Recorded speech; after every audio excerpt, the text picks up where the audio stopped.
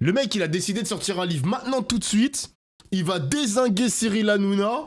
Ça faisait longtemps. Les gars, ça faisait longtemps. Je sais même pas si Cyril, à travers son émission sur M6, enfin sur W9, va répondre à Jean-Michel Apathy.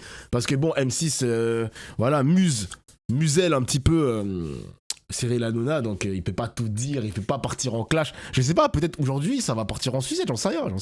C'est Jean-Michel Apathy qui est avec nous, avec un livre d'humeur, mais une enquête aussi. Oui, une enquête. Hein. Oui, je dis un livre d'humeur parce que vous ça court un petit peu pour toi. Mais une enquête aussi sur les années de Cyril Hanouna à la télévision. Le, livre, le titre du livre, t'es une merde de frère signé Hanouna. Est-ce que t'as les droits de TBT9 maintenant? Les gars, même si j'ai les droits, je ne ferai pas du Cyril Hanouna. Il n'y a plus aucun viewer de mon chat qui attend de Cyril Hanouna, les mecs. C'est fini. Peut-être à la limite sur ma chaîne YouTube, mais plus personne sur Twitch attend de Cyril Hanouna, les mecs. Arrêtez, c'est fini. Et si Luigi, t'es pas content, mais frérot, si t'as une télé, tu peux allumer W9, hein, mon gars. Tu peux allumer W9, tu peux te poser devant Cyril Hanouna, y'a rien, mon gars. Ça s'appelle T'es une merde, frère. Y'a rien. Enquête sur celui qui a créé la Trump télé française aux éditions Robert Laffont. Bonjour Jean-Michel. Bonjour. Jean-Michel, dans cette enquête, qu'est-ce Le chat, que il a vous changé. avez appris sur Cyril Hanouna qu'on découvre? Qu'on découvre. Moi, mon souci, c'était pas tellement. Enfin, j'aurais pu apprendre plus si toutes les personnes que j'ai sollicitées avaient répondu à mes sollicitations. Les dirigeants de Canal, les dirigeants d'M6. Pourquoi on a supporté Hanouna d'un côté, pourquoi on a embauché Hanouna de l'autre. Mais ce qui m'a paru important, en fait, c'est plutôt de mettre comme sur une corde à linge tout ce qui s'était passé de singulier sur le plateau de TPMP pendant Dérapage 10 ans. Oui, dérapage, mais dérapage n'est pas un mot qui résume Cyril Hanouna. L'humiliation. Humiliation, c'est vrai. Ah, il y a un écho. Les gens observent, et quand on le voit à la télévision, ils se disent si Normalement, c'est on bon. le fait là-bas, je peux le faire. Moi, Excusez-moi. c'est un lieu de légitimation. L'humiliation, c'est singulier. Hein. Humilier les gens comme les humilie Cyril Hanouna, c'est singulier. Les Ah, il s'est fait taper par la police. Ah ouais? Pour de vrai? Yo. insultes. Qui insulte parmi toutes les personnes qui prennent la parole publiquement? Qui insulte ses congénères? Qui? Et puis, les menaces qu'il peut faire très tranquillement sur un plateau de télévision et qu'il fait beaucoup en privé. Et j'ai voulu raconter ce personnage, mais ce n'était pas le personnage qui est intéressant, c'est ce qu'il dit de nous, de ce que nous supportons, des évolutions de la société. Et comme Cyril Hanouna a le désir de faire autre chose que de la télévision, mais qu'il a très envie d'être candidat devant le suffrage universel, il me semblait qu'il y avait un apport démocratique à décrire Cyril Hanouna. Mais vous avez dit... N'empêche, Cyril Hanouna, il a peut-être même plus envie de faire la présidentielle, hein. Je sais pas s'il a envie de participer activement dans la politique française, ou peut-être s'incruster dans un poste si l'extrême droite est au pouvoir, genre s'il est ministre, secrétaire d'État, nommé dans un secrétariat, je ne sais pas. Parce qu'en fait, le fait qu'il soit à M6, bah en fait, il y a de moins en moins de politique, c'est plus le TPMP de Canal+ maintenant, hein. On m'a dit que ça y ressemble un petit peu. Moi, je regarde pas, les gars. Hein. Franchement, je crois que maintenant, les chroniqueurs, il y a toujours Polska. Je crois que maintenant, en chroniqueur, ils ont mis Adé Laurent. Ouais, j'y comprends plus rien, mon gars. Personne n'a voulu parler de lui dans son entourage. Ah, C'est l'Omerta. Tous les SMS vous racontez que vous avez envoyés, pour beaucoup, sont restés, enfin quasiment tous d'ailleurs, sans réponse. C'est très difficile. Ségolène Royal a accepté d'être payée par Cyril Hanouna. Quelques mois après que Cyril Hanouna ait insulté Anne Hidalgo. Ségolène Royal a passé sa vie à défendre l'idée que les femmes en politique devaient être armées pour faire face à la violence spécifique qui leur était adressée. Et Marlène Schiappa, alors oui, alors Marlène Schiappa n'a pas été insultée. Et pourtant, Ségolène Royal accepte d'être payée par Cyril Hanouna. Salut Tico. On a envie d'entendre Ségolène Royal. Comment elle peut être en contradiction avec ce qu'elle a porté elle-même pendant des années? Donc ça, il faut faire son deuil. Les dirigeants de Canal+, qui sont des acteurs importants de la culture, finance des films et des spectacles vivants qui sont à l'opposé de ce que fait Cyril Hanouna. On aurait envie. Vincent Bolloré. Je défends les valeurs chrétiennes. Moi, je trouve que les valeurs chrétiennes sont de belles valeurs. L'amour du prochain, la solidarité, l'entraide. Jésus, Cyril Hanouna passe son temps à dégobiller sur tout le monde. Enfin, M. Bolloré, comment vous expliquez ça? Mais est-ce que c'est un livre... Les portes sont restées fermées. Mais est-ce que c'est un livre règlement de compte? Parce qu'on sait qu'avec Cyril Hanouna, c'est amouraine, là. Non, c'est pas l'amouraine. Non, Cyril Hanouna a pu dire que avant, je lui lustrais les glaouis avec des peaux de chamois. Ça, chez moi, ça ne déclenche pas de la haine. Enquête sur celui qui a créé le Trump télé français. Je regarde ça un peu interrogatif et au fond, je m'en fous. L'expression, elle est assez marrante quand même. Oui, voilà. Ça te fait rire. Oui, moi, je trouve ça me fait rire. Oui, mais là, c'est le SMS. Non, mais c'est SMS, t'es une merde, frère, puisque c'est un SMS qui vous a envoyé. C'était à propos de quoi? Ah, alors le SMS, j'avais terminé l'enquête et je n'avais pas envie d'entrer directement en contact avec Cyril Hanouna parce que je savais bien que je ne serais pas bien reçu. Donc j'ai envoyé un mail à son avocat, un mercredi après-midi, avec une liste de questions. Est-ce que M. Hanouna accepterait de répondre à ces questions-là? Et le soir, il m'a répondu, ton livre, on s'en balèque. Je ne traduis pas, on comprend un peu ce que ça veut dire. T'es une merde, frère. Alors il a dit en verlan, t'es une demeure. Une demeure, voilà. Et j'ai montré ça à un copain. Et en fait, c'est lui qui m'a dit, pourquoi tu n'en ferais pas un titre? Et donc, du coup, j'ai vu l'éditeur, j'ai dit, pourquoi on ferait pas un titre? Putain, mais il se prend pour qui, Cyril? T'es une merde, frère. Il y a que des gros mots. En plus, je me rappelle les mecs l'année dernière qu'on avait fait les derniers TPMP en stream. T'avais le sentiment quand même que Hanouna, il pèse tellement que t'as l'impression qu'il peut à tout moment envoyer la mafia, la mafia sioniste en train de casser les couilles à Apathy ou à l'agresser. Il le menaçait en plus à la télé, les mecs. Hein. Franchement, il se prenait trop pour le gars intouchable, Hanouna. Mais non, franchement, il avait passé un mauvais quart d'heure quand même, Jean-Michel Apathy, l'année dernière. Il avait pris très cher à la télé quand même. Il a le bras long, Hanouna. En vrai, il a le bras long, les mecs. Petit camarade. En vrai, de vrai. Hein. Que vous dites, en fait, l'animateur va développer les traits de caractère que normalement, les animateurs de télé tentent de cacher sous des tonnes de sourires et de gentillesse affectée. Pas lui, il a tout montré, c'est son originalité. Personne avec lui, avant lui dans ce métier, ne l'avait fait. C'est probablement aussi son unicité.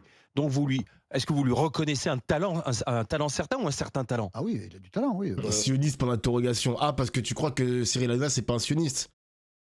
Avec tout ce qu'on a fait l'année dernière, non, il y a 2 ans, pardon, sur le plateau de TPMP, comment il défendait Israël et même Netanyahou et son gouvernement, tu crois vraiment que... Tu te poses vraiment la question de si Cyril il est sioniste vraiment là? Il est fou lui. Pour arriver à construire ce qu'il a construit. J'ai pas suivi Hanouna et soutient Israël.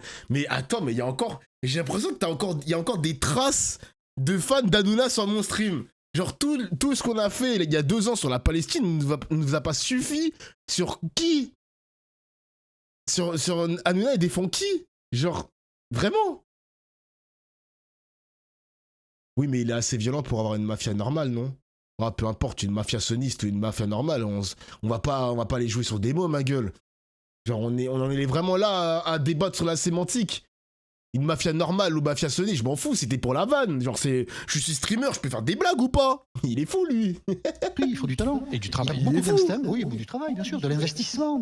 Il a beaucoup d'instinct, une rapidité d'esprit réelle. Mais il a mis sur le tapis ce qui s'est passé à Gaza, mais bien sûr. Qui est capable de canaliser la violence dont il est porteur.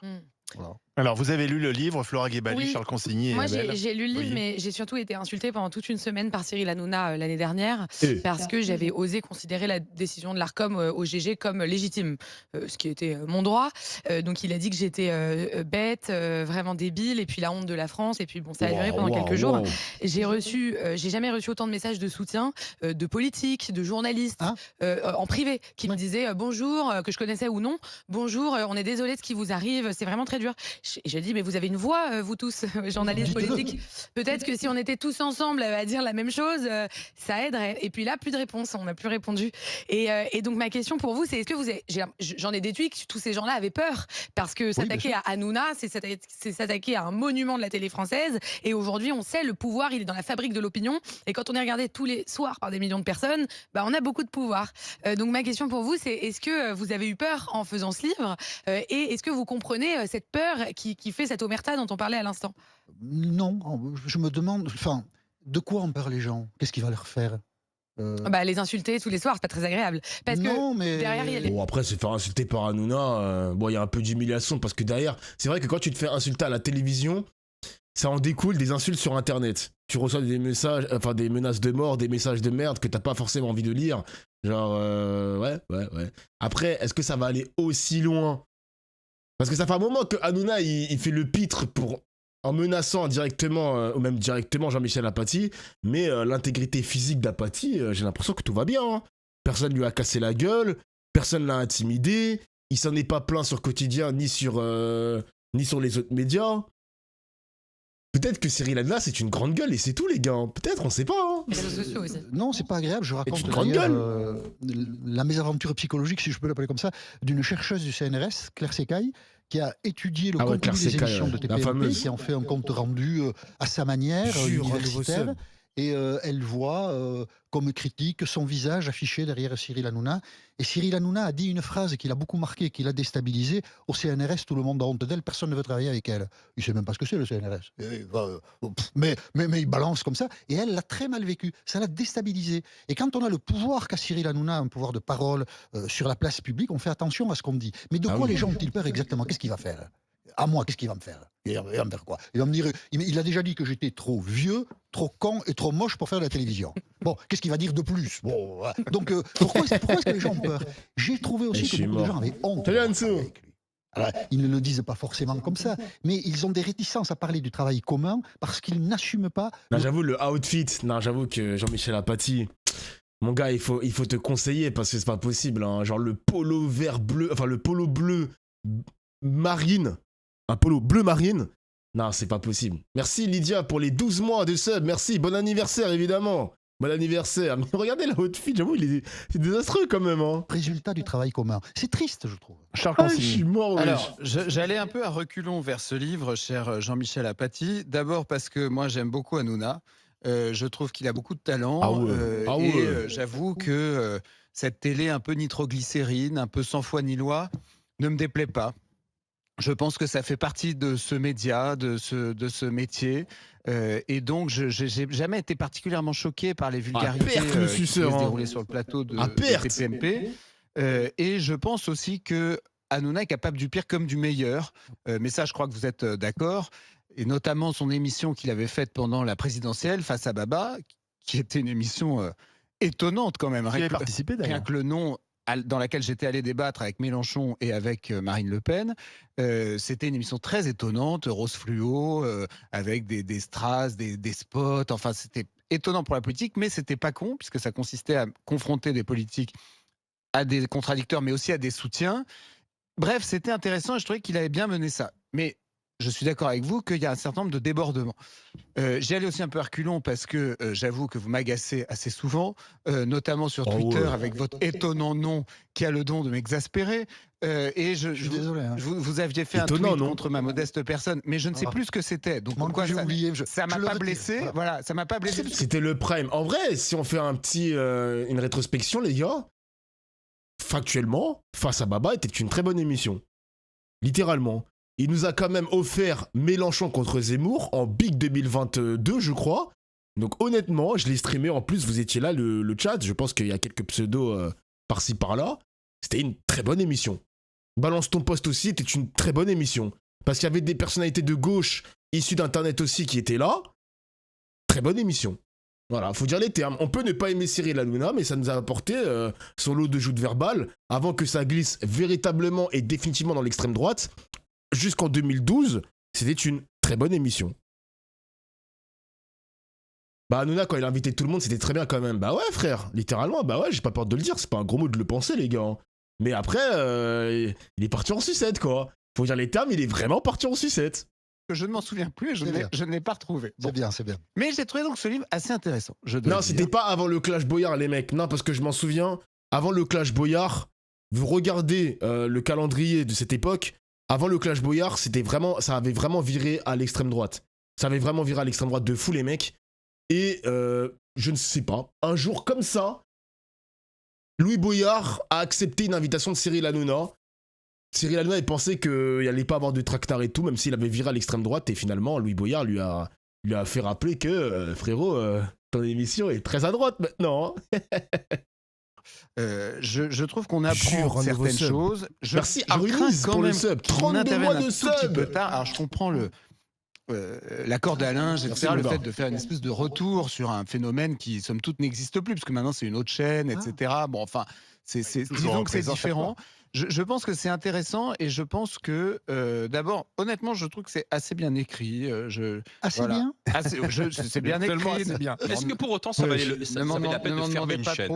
3 ans aussi, Kramel. Parce merci. C'était Cyril Hanouna qu'il fallait sanctionner. Ah les gars, merci. Mais les gars, ça fait plaisir. Moi, je vous ai déjà dit, les mecs qui sub depuis très longtemps, C'est comme si vous êtes abonné à Mediapart depuis des années et des années. Un jour peut-être, les mecs, hein, un jour peut-être, on aura un abonné qui aura... Attends, 10 ans, c'est combien déjà? 12 mois? Attends, 12 mois multiplié par... Putain, mais qui m'appelle? 600. Le jour où je verrai 600, les mecs, hein. Le jour où je verrai ça, ce serait magnifique. 240. Bah allez, j'ai mis 600, mais 240. Le jour où je verrai 240, les gars, j'ai mal compté. Excusez-moi, j'ai mal compté. Le jour où je verrai ça, magnifique. Je pense que je vais pleurer. Putain. 240 mois, frère. À la limite de la part de l'ARCOM, mais pour autant, fermer une chaîne. J'ai pas une opinion extrêmement définitive. Quand on regarde la décision de l'ARCOM dit les débordements de Cyril Hanouna sont un problème, l'irrespect du cahier des charges en termes de production est un problème, et, parce qu'on dit que Cyril Hanouna, c'est des audiences et donc de l'argent, les déficits chroniques de C8 sont un problème. 700 millions d'euros en 10 ans. Donc, projet non viable, qui ne respecte pas le cahier des charges et qui, par son animateur... La plupart des chaînes de la TNT perdent de l'argent. C'est un argument qui est... Moi, je ne veux pas défendre, mais ça ne m'a pas semblé aberrant que ça soit fermé. Après, ça n'aurait pas été fermé. Vous dites Cyril Hanouna? Oui, je vous en prie. Mais je le mets dans le livre. L'angle d'attaque de ceux qui ont contesté la fermeture de C8, c'est la liberté d'expression. Ouais, c'est ça. Une forme de totalitarisme qui... C'est vrai qu'ils nous ont bien endormis. Hein. Il a tellement gaslight Cyril Hanouna. En vrai, il avait expliqué que C8 a été fermé pour, on va dire, museler la liberté d'expression, je sais pas quoi, alors que pas du tout. Il y a tellement de Français qui pensent ça maintenant, alors que l'argument, il est économique, mais surtout, il est au niveau des sanctions, parce que la TNT n'a pas été, enfin, le signal, la fréquence n'a pas été renouvelée à cause de ces arguments économiques-là. Mais bon, les Français ont été endormis par Cyril Hanouna. Bien joué, les gars. Encore une fois, hein, l'extrême droite qui endort ton cerveau, qui te gaslight, à force de répéter 500 fois un mensonge, ça finit par rentrer dans la tête des gens. Hein. C'était full des informations, mais bien sûr, mon gars, mais bien sûr. Tu parles des dingueries qu'il a fait là-bas, mais bien sûr. L'argument économique, il faut le retenir, mais il n'y a pas que l'argument économique, les mecs. Hein. En revanche, l'argument de la liberté d'expression muselée, rien à voir. Vraiment, rien à voir. Surtout que Bolloré pouvait ouvrir la chaîne sur un autre canal. Mais bien sûr. Mais à votre avis, les gars, pourquoi il ne l'a pas fait?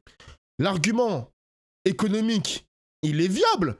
Vu que Bolloré, derrière, multimilliardaire, n'a même pas ouvert une chaîne sur un autre canal. Il ne l'a pas fait parce qu'il sait qu'il va continuellement perdre de l'argent.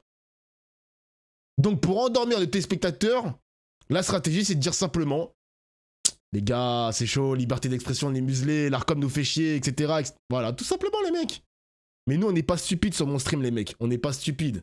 Eh oui.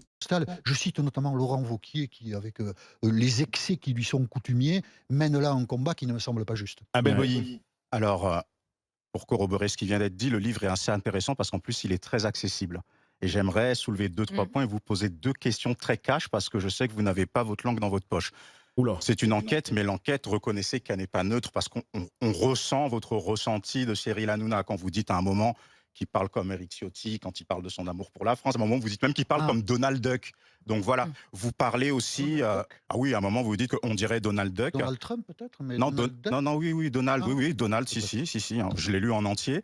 Et faut que je fasse gaffe, parce que c'est pas moi qui ai... Et je trouve en fait que dans ce... Je sais pas si on peut parler de ressentiment, de mépris ou peut-être une volonté d'alerter.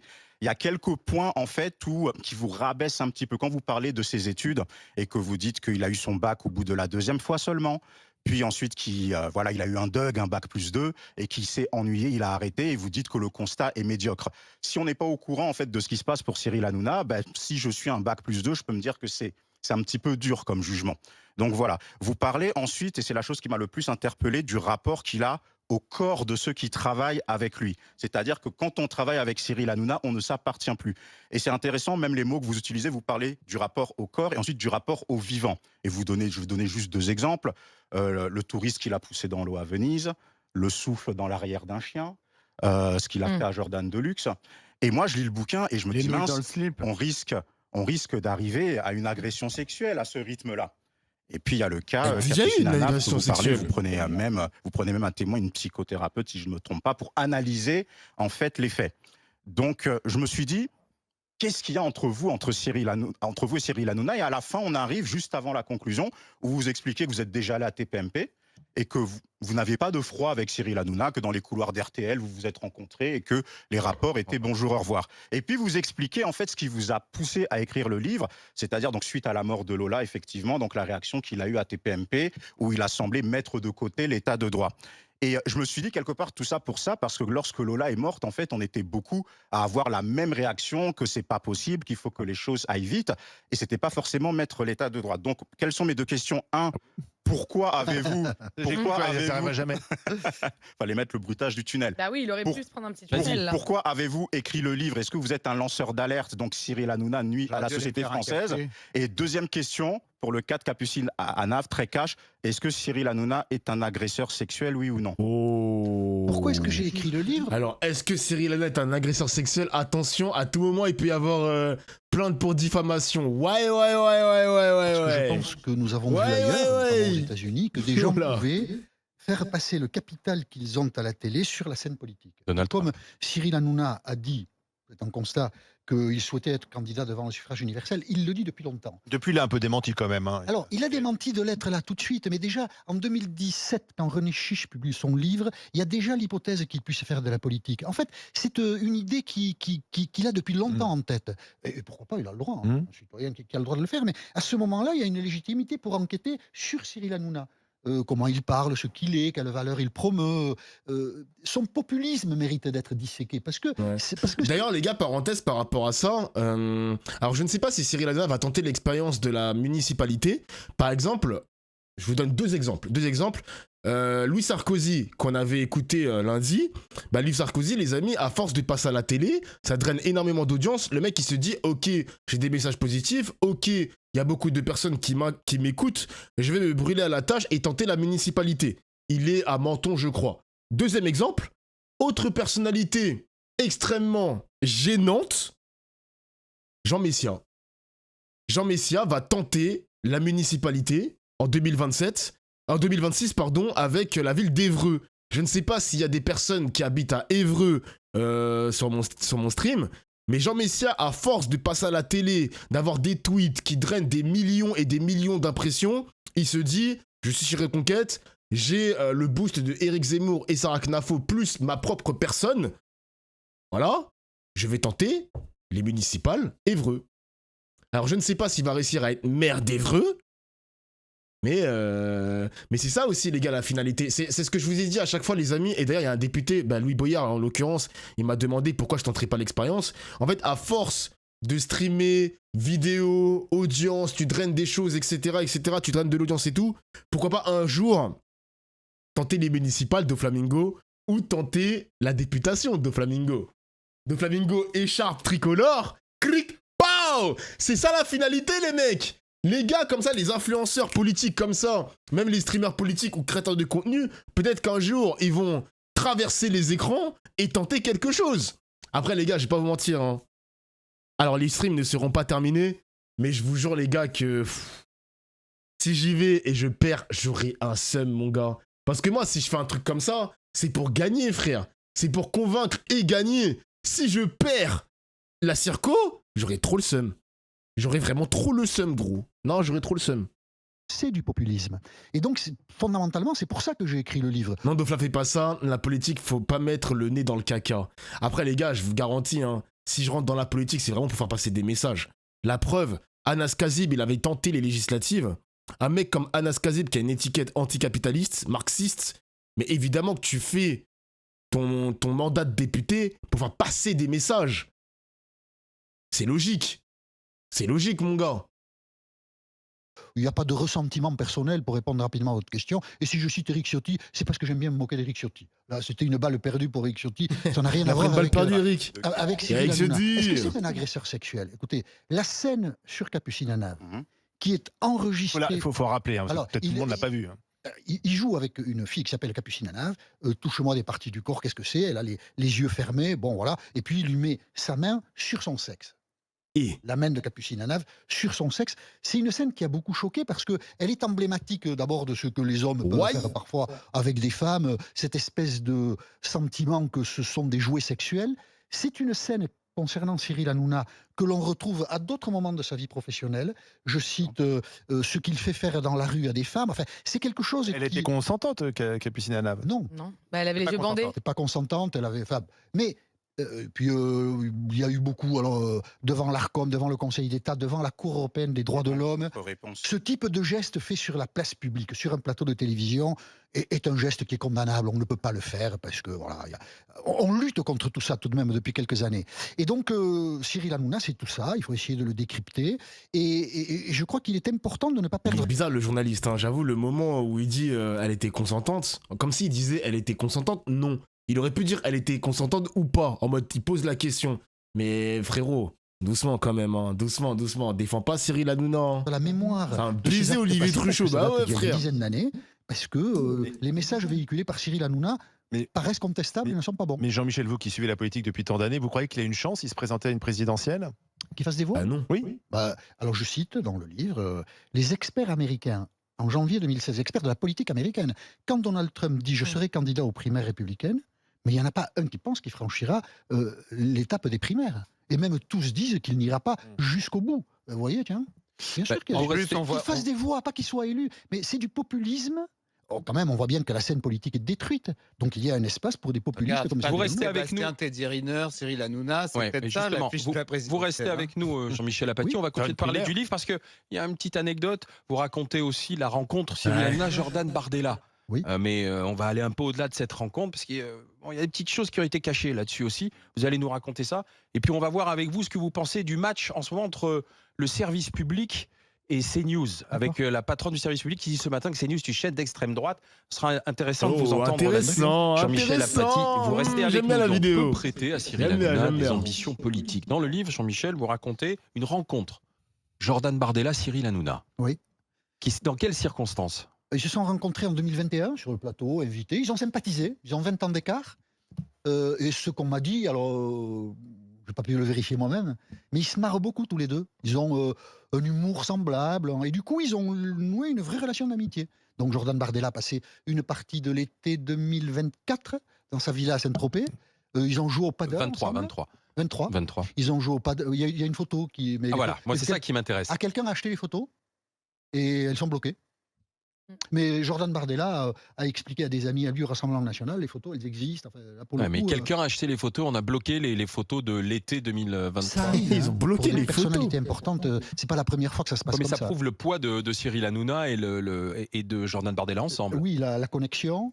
Mais il y a la connexion avec Bruno Retailleau est aussi assez intéressante. Les grandes gueules, en vrai, c'est parfois intéressant, il y a quelques débats intéressants et des clashs. Alors, comment dire? Oui. Mais ça dépend des personnalités. Vraiment, ça dépend. Ça m'arrive de plus en plus de faire les grandes gueules en stream maintenant. C'est vrai que l'émission, elle peut être intéressante de temps à autre. C'est vrai, non mais je suis d'accord. Ils se sont parlé la première fois en décembre dernier, quand Bruno Retailleau est devenu ministre de l'Intérieur. Et depuis, je ne dirais pas qu'ils se quittent plus, mais visiblement, le dialogue est nourri. Et Cyril Hanouna ne s'en cache pas. Je raconte, quelqu'un qui déjeunait avec Cyril Hanouna, hop, le téléphone sonne, c'est Bruno. Allô? Il n'a pas autre chose à faire, Bruno Retailleau? Non. Ça connecte bien. Et Vincent Bolloré et Bruno Retailleau, ça connecte bien. Mais politiquement, il pense quoi, en fait, Cyril Hanouna? Parce que vous vous rappelez qu'il s'était plutôt engagé pour SOS Racisme. C'est-à-dire qu'il est parti de la gauche vers la droite, c'est ça? Il est parti de la diversité qui était celle de son enfance, de son adolescence, dans la banlieue, Seine-Saint-Denis, les Lilas, pour arriver à une position, après tout, beaucoup de gens connaissent cette évolution, moi aussi peut-être, donc je ne vais pas, une position où son patrimoine, sa notoriété, sa situation lui font craindre que son monde étant menacé, il faut... Ah ouais, vous étiez fan des grandes gueules, le chat? Parce que c'est vrai que les grandes gueules, ça existe depuis des années. J'ai appris, j'ai connu l'émission il y a très peu de temps, les mecs. Hein. Il y a très peu de temps, mais je savais pas qu'il y avait des auditeurs des grandes gueules sur mon stream. Je ne savais pas. En arriver à plutôt privilégier l'ordre, la sécurité, tout fout le camp, c'était mieux avant. Enfin voilà, donc il est devenu un peu... En vieillissant, un peu plus dans les grandes gueules, ah ouais. On ne peut pas le situer de manière classique, il est assez... Plus à droite quand même. Oui, à droite, mais il est très... C'est personnel aussi. C'est pas une démarche très nourrie intellectuellement, philosophiquement, idéologiquement. C'est plus du réflexe, c'est plus quelque chose comme ça, quoi. Alors là, je suis totalement d'accord avec son analyse. La manière, on voit que Cyril Hanouna, il est de droite, mais c'est pas une droite qui a une profondeur. Parce que quand Cyril, il parle des faits divers, il il parle avec le cœur. Donc il n'y a pas de profondeur dans ce qu'il pense. Le mec, il parle de loi, il veut faire ci, il veut faire ça, je ne sais pas quoi. C'est vraiment de l'instinct. Genre vraiment, il n'y a pas de réflexion dans ce qu'il veut proposer, dans son offre politique, quoi. Donc oui, évidemment, là, je suis d'accord avec ce que dit Jean-Michel Apathy. Il n'y a pas de background, exactement. Il n'y a pas de substance. Et au-delà du cas Hanouna, on a parlé de Vincent Bolloré, de la fermeture de C8. Là, il y a en ce moment un combat entre C8 d'un côté et le service public de l'audiovisuel. CNews d'un côté et le service public de l'audiovisuel à propos de l'affaire le Grand Cohen. Et Delphine Ernotte, dans les colonnes du Monde, vient de dire, la patronne donc de France Télévisions, que CNews était une chaîne d'extrême droite. Est-ce que CNews est une chaîne d'extrême droite? Oui, ça me dérange pas de le dire. Bah oui, il faut écouter tous les jours un fait divers monté en épingle. Trop d'immigrés, Pascal Praud qui dit que les punaises de lit elles arrivent avec les immigrés, enfin, ça fait un moment que l'extrême droite, oui, je sais pas, moi ça me dérange pas de le dire. Ce qui est spectaculaire, c'est l'intervention de la présidente de France Télévisions. D'habitude, les dirigeants de France Télévisions, ils restent plutôt cachés et ils ne mènent pas ce type de conflit. Qu'est-ce que ça veut dire? Ça veut dire que CNews a un potentiel de... CNews impose des débats, donne une tonalité au débat public qui fait que déstabiliser le service public... J'ai une question complémentaire. Est-ce qu'il est de gauche, le service public audiovisuel? Est-ce que France Inter est une radio de gauche? Pas que France Inter. De gauche, oui, il doit y avoir une sensibilité plutôt de gauche que de droite, mais bon. C'est assez mou, je trouve, c'est assez mollasson. Ah bon? C'est la gauche molle. Et puis gauche, c'est la gauche social-démocrate, parce que Jean-Luc Mélenchon les déteste, et puis on peut pas dire que ça soit très efficace quand on voit... Bah ouais, là, Charles Consigny, il nous fait croire que c'est une gauche très extrême, très à gauche de l'échiquier, mais vous êtes fous, quoi. Ces mecs-là détestent Mélenchon, et Mélenchon déteste France Inter, et France Inter et le service public, pardon. France Télévisions, voilà, cherchez le truc. Oula, Charles Consigny, il est fou, quoi, lui. État de la gauche social-démocrate. Par exemple, sur l'attaque Zuckman, moi j'ai retweeté là le programme médiatique de M. Zuckman ces derniers jours. France Inter, l'invité de 8h20 jeudi. France 5, c'est politique dimanche. Zuckman, notre sauveur. France 2, Télématin, jeudi. France 3, dimanche en politique, dimanche, la chasse aux riches avec Zuckman. France 2, l'invité du 20h. France Inter, question politique, faut-il exterminer les riches? France Culture, l'invité des matins, lundi, Zuckman 2027. France 2, complément d'enquête, jeudi, l'attaque Zuckman, chance pour la France. France 5, c'est à vous, lundi, taxe Zuckman, la solution. Ça fait beaucoup. France Info TV, radio, 8h30, France Info. France 2, vous avez la parole, jeudi, 21h10. France 3, le 19-20, invité, mercredi. France 2, 4 vérités, lundi. France Inter, le 7-9, mardi. France 5, c'est dans l'air, mardi, taxer les riches, Zuckman a raison. France 2, l'événement, Sa Majesté Zuckman. France Culture, le grand entretien. Vous voyez, l'analyse est tellement nulle, les mecs. L'analyse est tellement nulle parce que quand on le fait pour CNews, l'immigration, l'islam, matin, midi, soir, le lendemain, c'est pas, etc. Là, Zuckman, il est en pleine tempête. On va dire qu'il est au cœur de la trend médiatique. Donc c'est normal qu'on parle de lui du matin au soir. Et d'ailleurs, il n'est pas invité dans les chaînes d'extrême droite, mais ça parle quand même de la taxe Zuckman, même sur CNews. Donc quel est le problème? C'est juste qu'il est au cœur de la trend médiatique, c'est tout. Après, c'est drôle. Bah, bien sûr que c'est drôle. Moi, ça me dérange pas dans le sens où il faut, je l'ai dit hier, les amis, hein, si la taxe Zuckman, il n'y a pas de taxe Zuckman, à la fin des fins, les personnes qui vont payer la note derrière, ce sera nous, la classe moyenne et la classe inférieure. Inférieure, j'aime pas le mot inférieur. Qu'est-ce qu'on dit? Les classes populaires. Classe populaire et moyenne. C'est mieux. Parce que classe inférieure, ça fait un peu... Excusez-moi le chat. Mais ah là, Charles Consigny il nous a habitué à mieux sur l'analyse, hein, sur l'analyse des choses. Hein. Mais là, c'est nul, vraiment, c'est nul. C'est vraiment nul. Bref, Zuckman, France 2 le dimanche, édition spéciale Zuckman. C'est pas de gauche, ça? François Hollande. Là, c'est tweeté, c'est les milléistes français qui ont fait cet inventaire. C'est faux, parce que ça cite pas que les endroits où il est invité, ça cite aussi les endroits où on a parlé de lui. Et oui, hier matin au GG sur RMC, on a aussi parlé de lui. Donc ça devrait être sur la liste. Mais pas dans les mêmes termes. Là, c'est que des éloges de la taxe Zuckman. Enfin, moi, la taxe Zuckman, je trouve que c'est une grosse connerie. Donc voilà, comment il n'y a pas cet équivoque entre vous et moi. Voilà. Jean-Michel Apathy, semaine B, voilà. Le gars, il est contre la taxe Zuckman. Qu'est-ce que vous voulez que je vous dise? Zuckman les médias consomment des gens nouveaux, des débats nouveaux. Donc Zuckman, il est invité partout. Oui, mais c'est pas social-démocrate, c'est ça que je veux dire. On joue beaucoup avec lui. Ça veut pas... Les gens qui invitent Zuckman, ça ne veut pas dire qu'ils partagent ses idées ou qu'ils sont de gauche. Pour faire l'audience. Et puis, la deuxième chose, c'est qu'il faut voir, aujourd'hui, même le Rassemblement national, même la droite, oui, il faut taxer les riches. Voilà, c'est dans l'air du temps. Donc Zucman est porteur de ça. Ça ne dit pas quelque chose de l'engagement. Oui, mais vous dites, oui, mais c'est du service public. Oui. Donc là, s'il te plaît, comprends que Apathy, c'est que de la semaine B, il est juste contre le RN. Bah, les mecs, des fois, il peut avoir des fulgurances. Il peut avoir des petites fulgurances, mais ça commence à devenir rare. Après, les gars, c'est la rentrée politique. Là, on est le 18 septembre.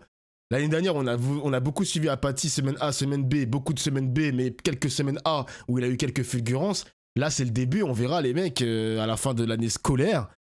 Bah, Jean-Michel Apathy, il est de quel bord? C'est difficile à cerner ce mec, hein. Mais attendez, quand il coupe, c'est noir, mais bien sûr. Non, mais c'est pas ça. Moi, je travaille pas en service public. Non, mais Jean-Michel, vous dites CNews, l'influence de CNews. Bon, CNews, c'est une chaîne qui fait certes des bonnes audiences, mais qui fait 4,5 de PDA. À côté, le service public, c'est 7 radios et 5 chaînes de télé. Et l'argent du service public, c'est beaucoup plus que l'argent du privé dans l'audiovisuel. C'est 4 milliards. TF1 n'a pas 4 milliards, ni M6, ni nous dans ce groupe. Et 10 000 salariés. Donc on compare deux choses peut-être un peu... Dans ce match, on a l'impression que c'est la même chose. Mais le service public est plus présent en termes d'audience et de moyens. On parle de l'influence intellectuelle. CNews a une vraie influence intellectuelle. C'est ce qui est intéressant, c'est Jean-Michel, ce qui est intéressant. Mais sinon, Delphine Ernotte n'aurait pas fait l'interview qu'elle a faite. Oui, le défend. Oui, mais reconnaissez quand même, Jean-Michel Apathy, de la même manière que vous n'avez pas de problème à dire que CNews est une chaîne d'extrême droite qui a de l'influence, c'est ça votre opinion sur le sujet. Reconnaissez que le service public audiovisuel est une chaîne de gauche qui a beaucoup d'influence. De gauche molle, de gauche inefficace. Regardez la promo à Zucman. De gauche quand même. Oui, je voulais. L'affaire Cohen-Legrand, parce que vous avez réagi sur les réseaux sociaux. Donc, on accuse nos confrères Thomas Legrand, Patrick Cohen de complaisance, plus encore de participer à des discussions de stratégie politique avec des responsables. Là, c'est des responsables socialistes. Ça serait la preuve, justement, que les journalistes politiques de France Inter et du France Télévisions sont de gauche et influencent. Qu'est-ce que vous en pensez? J'ai trouvé, je l'ai écrit, que ce que l'on voyait, alors on en voit un petit bout, hein, mais ce que l'on voyait... La promo en question, c'est expliquer que les Français n'ont rien compris. Après, les mecs, ces derniers temps, on avait écouté Glucksmann. On avait écouté Zucman avant que je parte au Japon et un petit peu après, quand je suis revenu. Bah, excusez-moi, le mec, il est invité, mais il déroule pas forcément le tapis rouge pour Zucman, hein. Il se fait un petit peu cuisiner par d'autres chroniqueurs quand même, hein. Les journalistes qui lui posent les questions en mode c'est pas impopulaire finalement, est-ce que les gens vont finir par accepter? Le lendemain la veille, Glucksmann il est invité, le lendemain ils invitent des PDG d'entreprise et même le patron du Ménet pour expliquer que c'est, pour qu'il puisse expliquer pourquoi l'attaque Zucman c'est de la merde. Donc excusez-moi, ils l'ont beaucoup invité, ok, mais il avait pas le tapis rouge, hein. Il avait vraiment pas le tapis rouge, il y avait aucune promotion Zucman les mecs, hein, vraiment. Hein. Alors là, pas du tout. Semblait suggérer que le journaliste n'était pas à bonne distance des deux hommes politiques. Oui, quand on entend la phrase de Thomas Legrand concernant Rachida Dati, on se dit que là, on n'est pas tout à fait dans le journalisme. Donc, j'ai trouvé que cette vidéo dégageait un certain malaise. Est-ce que ça abîme le métier de journaliste politique, vous qui l'exercez? Oh, le métier de journaliste. Vous savez très bien, oui, bah les journalistes politiques, ils sont copains comme cochons avec les politiques. C'est de tout temps. Enfin, moi, je me souviens la période de Sarkozy. On a accusé les journalistes d'être des sarkozystes, c'était dégueulasse, on faisait l'élection de Sarkozy. Le seul qui n'y croyait pas, c'était Nicolas Sarkozy.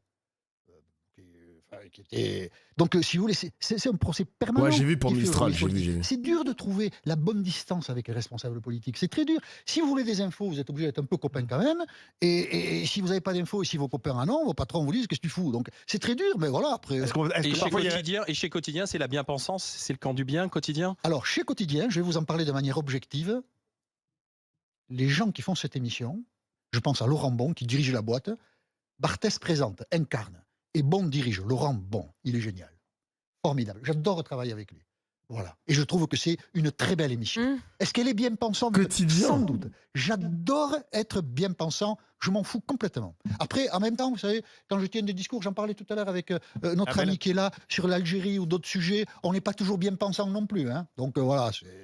Comme ça, on fait ça à la louche un peu. Mais c'est aussi une émission qui a de l'influence, Quotidien, qui cartonne tous les soirs, qui fait quasiment 2 millions de téléspectateurs tous les soirs, depuis maintenant des années. Donc quand on dit l'influence de CNews, en fait, toutes les émissions qui fonctionnent ont une influence. Et Quotidien aussi a une influence. Elle est regardée beaucoup chez les jeunes, et c'est pas grave en fait. Je pense, Olivier, que CNews, avec une audience modeste, Quotidien, c'est bien en ce des moment. moyens modestes, C'est le a groupe TF1, faut pas aujourd'hui, oublier. parce que ça correspond à l'état de la société, Voilà. une influence très importante. Oui, mais vous inversez pas le truc, justement. Oui, c'est parce que la C'est-à-dire, société est plus à l'état de droite. la société aujourd'hui est comme ça, et finalement, les gens ont trouvé une chaîne qui leur Ils correspondait. disent enfin une Donc chaîne de droite, il quoi. faut plutôt alors que l'inverser. j'avais que des chaînes de gauche. Ils captent, Si je résume. ils captent quelque chose, un air du temps, et ils arrivent à le faire parce que les sujets qu'ils privilégient, systématiquement, aggravent, aiguisent, révèlent une inquiétude, des peurs. Voilà. Bah, C'est un peu la chaîne mais qui était là. C'est un peu la chaîne de la trouille. Qui quoi. était Oui, là, qui Et- existait. Mais si les responsables publics ne tempèrent pas, Donc, on va très vite à la attendez, catastrophe. pourquoi vous dites il faut que les responsables publics tempèrent? Moi, j'ai discuté avec Non, beaucoup de pourquoi vous ministres de l'Intérieur. Oui, je vais vous dire.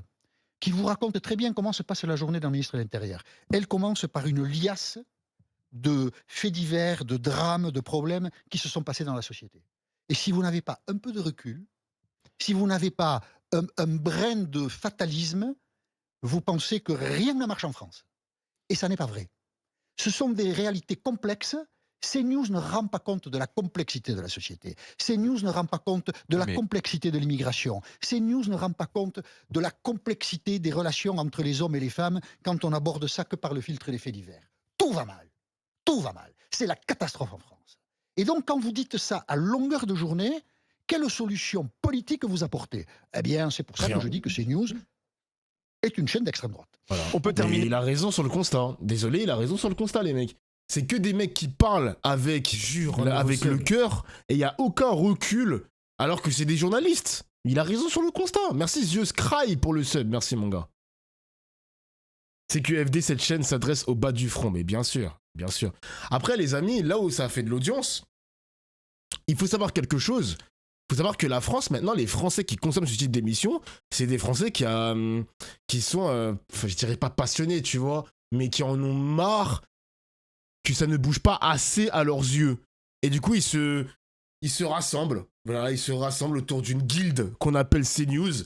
Ça draine de l'audience encore et encore et encore. Et ils passent leur journée à écouter des personnes qui vont te dire « Ah, la justice est trop laxiste. Ah, la justice ne va pas assez vite. » Ils disent ça encore et encore et encore. Mais frérot, merci de le dire, hein. Vraiment, merci de le dire. Mais bon, qu'est-ce que tu veux en faire? Tu veux en faire quoi, mon gars? Pascal Pro le répète 300 jours par an. À un moment donné, on a compris. Ils jouent sur leur peur. Mais bien sûr qu'ils jouent sur leur peur aussi. Il y a tout ça qui est mélangé, mon gars. Et simplement, parce que comme on a Jean-Michel qui connaît quand même très bien la vie politique, quelle est l'espérance de vie, selon vous, de Sébastien Lecornu à Matignon? Oula. 2 mois 2 mois. Et d'Emmanuel Macron? Si il y a 2 mois d'espérance de vie pour Emmanuel Macron, pour Sébastien Lecornu, c'est-à-dire s'il n'arrive pas à faire voter de budget et s'il y a une motion de censure, je pense que le dernier service qu'Emmanuel Macron rendra à la France, c'est de démissionner pour qu'il y ait une élection présidentielle le plus tôt possible, afin qu'on puisse avoir un président de la République qui réclamera aux Français, quel qu'il soit, qui réclamera aux Français une majorité à l'Assemblée nationale pour appliquer son programme. Parce que si Emmanuel Macron dissout l'Assemblée après une éventuelle censure de Sébastien Lecornu, nous repartons dans une situation où, sans majorité, il n'y a pas d'action à l'Assemblée nationale, il n'y a pas d'action politique en France. Le dernier service que peut rendre aujourd'hui Emmanuel Macron, si Sébastien Lecornu est censuré, c'est de démission. Merci Jean-Michel Apathy. C'est le constat que j'ai fait aussi. Ouais. Après Sébastien Lecornu, les mecs, c'est le dernier des macronistes. C'est le dernier des derniers. Là, je ne sais pas, il va nommer qui quand il se fera censurer, Lecornu, mais c'est la der des der, mon gars. C'est la der des der. Hein.